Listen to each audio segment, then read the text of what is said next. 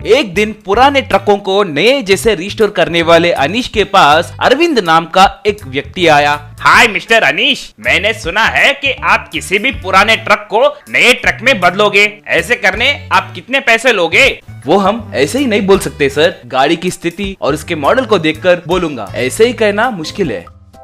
ठीक है, चलिए गाड़ी दिखाता हूँ, कहकर उसे अपने कार में बिठाकर जा रहा था। तभी उसे एक फोन कॉल आया। फोन में अरविंद। हाँ क्या जी, तुरंत आपके ऑफिस को आना है, वो भी 2 करोड़ का बिजनेस मीटिंग है क्या? अरे मीटिंग कल नहीं हो सकता क्या जी? आज मैं दूसरे काम पे जा रहा हूँ, वो देख कर आऊँ क्या? अरे ऐसे अचानक से कहे तो कैसे जी? क्या अब मैं इस मीटिंग को नहीं आया तो 2 करोड़ रुपए का नुकसान होगा क्या? ठीक है अभी आ रहा हूँ, कहकर अनीश से अरविंद। सॉरी मिस्टर अनीश, मुझे एक अर्जेंट काम से बाहर जाना है। अगर आपको कोई तकलीफ ना हो तो आपके व्हाट्सएप को उस गाड़ी का लोकेशन भेजूंगा, आप सीधे जाकर उस गाड़ी को अपने गैराज ले जाइए। ठीक है सर, कोई बात नहीं, मैं जाकर वो गाड़ी लेकर आता हूँ, कहकर उसके पास से चाबी लेकर वहाँ से चला गया। के दिए गए लोकेशन के प्रकार एक घर के पास जाकर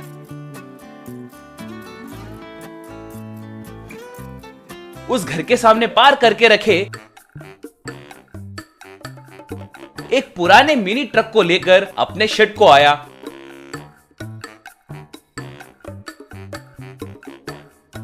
वो उसे खोलकर उसकी मरम्मत करने ही वाला था, इतने में अरविंद वहां पर आया।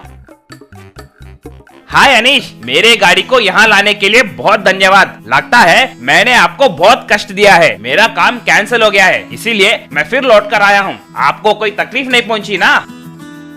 नहीं सर, ऐसा कुछ नहीं है, ऐसे कह रहा था। इतने में अरविंद को फिर से एक और फोन कॉल आया। फोन उठाकर अरविंद। हाँ पंडित जी बोलिए, आजकल मेरा टाइम ही खराब चल रहा है जी। आज 2 करोड़ का बिजनेस डील हाथ लगते लगते फिसल गई। अगर कोई पूजा या परिष्कार है तो बताइए, मैं करूँगा। अरविंद जी, अब आप कहाँ पर हैं और क्या कर रहे हैं? वही हमारे दादाजी के जमाने का मिनी ट्रक है ना, वो मुझे बहुत पसंद है, इसीलिए उसकी मरम्मत करके उसे नए ट्रक के जैसे बनाने मैकेनिक के पास आया हूँ। अरे रे, आप ये क्या कर रहे हैं जी? आज शनिवार है, शनिवार के दिन लोहे के संबंधित कोई काम नहीं करवानी चाहिए। अगर ऐसे किए तो आप बर्बाद हो जाओगे। मेरी बात मानो और उस गाड़ी को तुरंत लेकर आओ। अगर चाहे तो कल मरम्मत करवा लेना। अरे पंडित जी, हमने पहले ही गाड़ी को मैकेनिक शेड के पास लाकर रख दिया है। अगर चाहे तो गाड़ी को यहाँ पर ही रखकर कल काम शुरू करवाऊंगा। नहीं, मेरी बात सुनो, गाड़ी को कल दो। आपको मेरे भविष्यवाणी पर भरोसा है ना? आप मेरे बातों पर यकीन करते हो ना?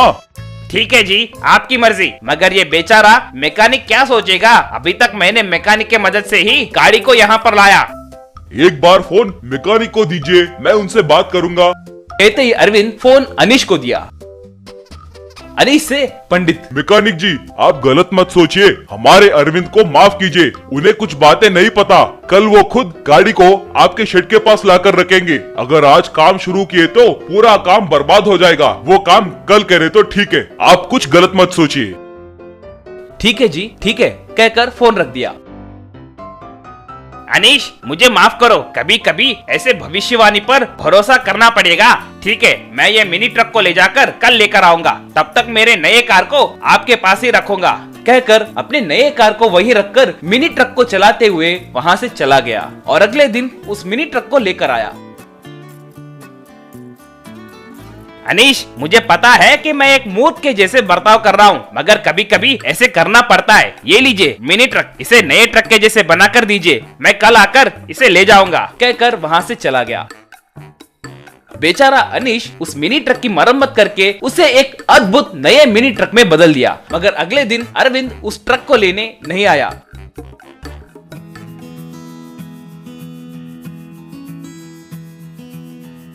2-3 दिन इंतजार करने के बाद उस रिस्टोर हुए नए मिनी ट्रक को देखते हुए अगर अब इसे अरविंद जी देखे तो दंग रह जाएंगे। मगर वो बेचारे अब तक क्यों नहीं आए? हाँ, वो एक बड़े बिजनेसमैन है ना, इसीलिए वो व्यस्त होंगे। शायद इसीलिए इसे ले जाने नहीं आए होंगे। फोन भी स्विच ऑफ आ रहा है, क्या हुआ पता नहीं, ऐसे सोचने लगा। तभी थोड़े गुंडे वहां पर आए।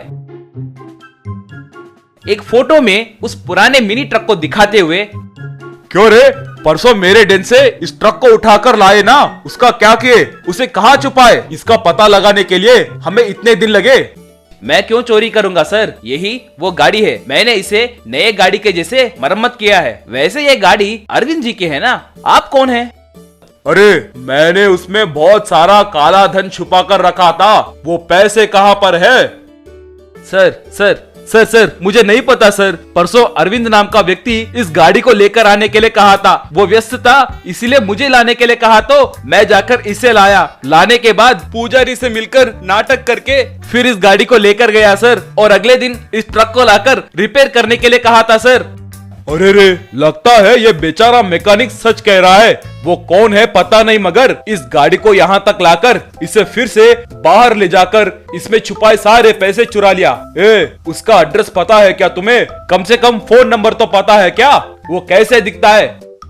सर उसका लोकेशन सेंड किया हुआ फोन नंबर है सर, मगर उस नंबर को कॉल करे तो स्विच ऑफ आ रहा है सर। वाह, वो हम दोनों को बकरा बनाकर चले गया है रे, उसे कैसे पकड़े? हाँ, तुम्हारे पास सीसी कैमरा है क्या? सर मेरे शेड में नहीं है सर, मेरे शेड के सामने के घर में है सर, कहकर उन्हें ले जाकर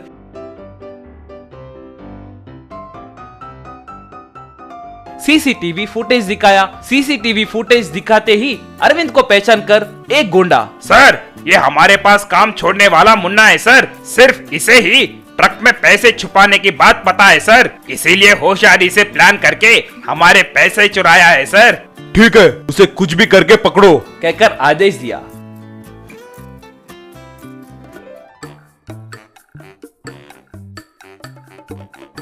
उस दिन से मुन्ना के लिए वो लोग ढूंढने लगे, मगर मुन्ना उन्हें नहीं मिला। Remote control snake thief. Gujarat में रतनलाल कहकर एक सोने का व्यापारी रहता था। वो एक बार गांव जाते जाते उनके बेटे छोटू लाल से, अरे छोटू, तुम दुकान का अच्छे से देखभाल करना, मैं सोने के बिस्किट्स खरीदने के लिए दुबई जा रहा हूँ, मुझे आने के लिए 1 हफ्ता लगेगा, तब तक शॉप का ख्याल रखना, वीडियो गेम्स और मोबाइल गेम्स खेलकर शॉप को मत भूल जाना, शॉप में कीमती सोना और पैसे है, तुम्हारे मदद के लिए चाचा मुन्नालाल रहता है, सावधानी से रहो। पिताजी, अब जब भी जाते हो तो मैं ही आपका बिजनेस संभालता हूँ, उसके लिए इतने बार मुझसे क्यों कहते हो? अब जाइए जाइए, मैं देख लेता हूँ। आप तो बहुत जिद्दी बन गए हैं आजकल, एक ही बात 10 बार कहते हो। अब जाओ, मैं देखता हूँ। ठीक है रे, ठीक है, ध्यान से रहना, कहकर उधर से चला गया।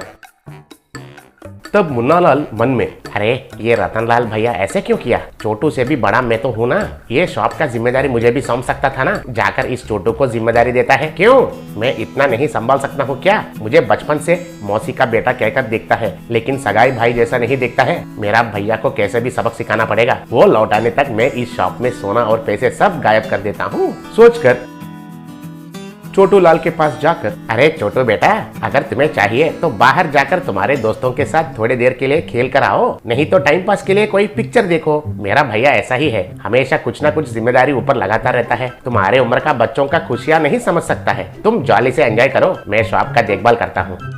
अरे कुछ नहीं चाचा, आज मुझे कोई काम नहीं है और मेरे दोस्त भी गांव में नहीं है। मेरे पिताजी से आप ही बेहतर हो चाचा, आपने मुझे अच्छे से समझा, आपको बहुत थैंक्स। आप हमेशा शॉप में ही रहते हैं ना, चाहिए तो आप जाकर आराम करो, मैं देखता हूँ शॉप को। तब मुन्नालाल मन में, अरे ये बच्चा कहीं का शॉप से जाएगा नहीं लग रहा है, ठीक है, इसको कोई अच्छा सा वीडियो गेम खरीद के दिया तो उसमें डूब जाएगा, तब मैं आसानी से गोल्ड कॉइन्स और पैसे चुरा सकता हूँ, कहकर छोटू से मुन्नालाल, ठीक है बेटा, मैं ऐसा इलेक्ट्रॉनिक्स गली तक जाकर आता हूँ, कहकर गया। तब एक शॉप में जाकर मुन्नालाल, अरे बिट्टू भाई, आज का बच्चे खेलने वाले लेटेस्ट वीडियो गेम्स है तो एक दे दो मुझे। तब बिट्टू हंसकर, क्या मुन्ना भाई, आप कौन से जमाने में हो, किधर फंस गए हो? अब कहाँ का वीडियो गेम्स, वो सारे तो बंद हो गए, अब सब मोबाइल फोन में ही चल रहा है। पबजी, फ्री फायर कहकर उसमें डूब जाएंगे तो बच्चे तो इस दुनिया को ही भूल जाएंगे। ऐसा है क्या? ठीक है, मैं थोड़ा ओल्ड जनरेशन का हूँ ना, इसलिए पता नहीं चला, कहकर उधर से वापस उनके शॉप के पास आकर छोटू से मुन्नालाल, अरे छोटू बेटा, वो कुछ फ्री फायर गेम कहकर सुना था, क्या गेम है वो बेटा? बहुत इंटरेस्टिंग लगता है कहकर सुना। जी हाँ चाचा, बहुत इंटरेस्टिंग लगता है, आजा आपको भी सिखाता हूँ। मुझे नहीं चाहिए बेटा, तुम खेलो, इससे पहले किसी के पास सुना था बस, इसलिए पूछा। ठीक है चाचा, कहकर मोबाइल में गेम्स खेलने में डूब गया। ये मौका को लेकर मुन्नालाल उस शॉप में सोना और रुपयों को चुरा कर उनके जेब में डालकर चला गया।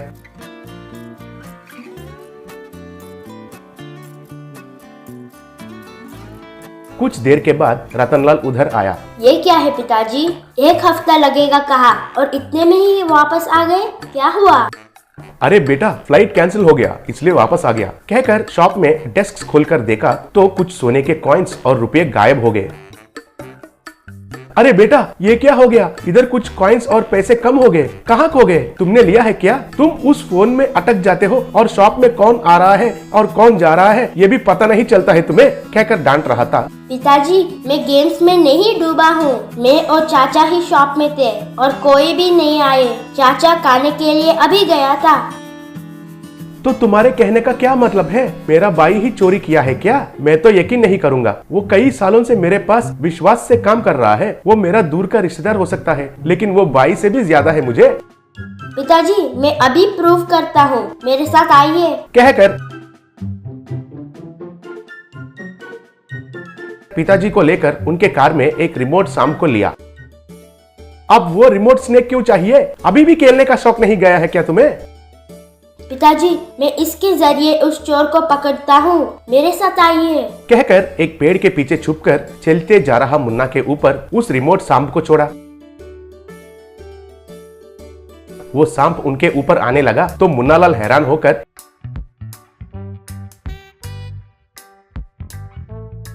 एक जंप मारकर नीचे गिर गया।